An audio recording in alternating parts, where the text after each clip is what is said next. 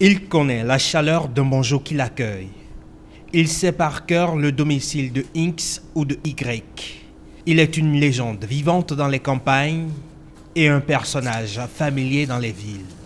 Parfois, à nos portes, il sonne 2 fois, porteur de bonnes ou de mauvaises nouvelles. C'est le facteur, un professionnel auquel le temps a ôté uniforme kaki, képi et bicyclette. Mais un professionnel à l'épreuve des nouvelles technologies, malgré tout. Il y a beaucoup d'acteurs de la société qui ont toujours besoin que les facteurs viennent leur livrer des courriers et des colis. Par exemple, dans notre rôle de responsabilité sociale, les personnes à mobilité réduite ont toujours besoin de ça.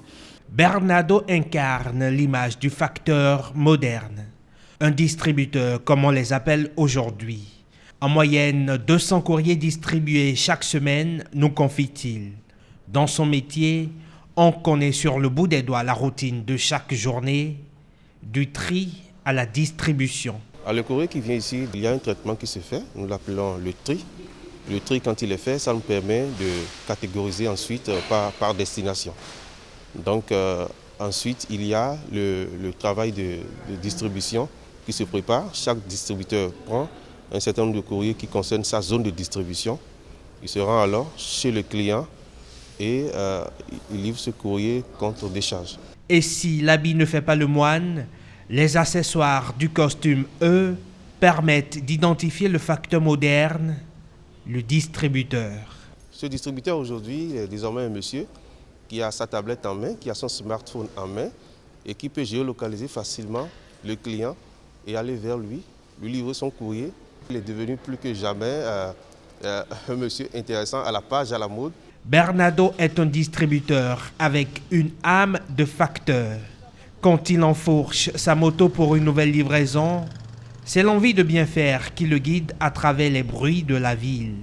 Et chaque courrier livré à bon port fait grandir davantage ses ailes de messager. C'est un métier très passionnant et qui permet d'avoir plus de connaissances, d'être en contact avec plusieurs personnes. Et la joie que procure nos destinataires quand on livre le courrier, c'est ça qui nous rassure plus à continuer dans le boulot qu'on effectue. Je trouve de la joie dedans, je n'ai pas de difficulté, donc rien ne me retire à ne pas continuer.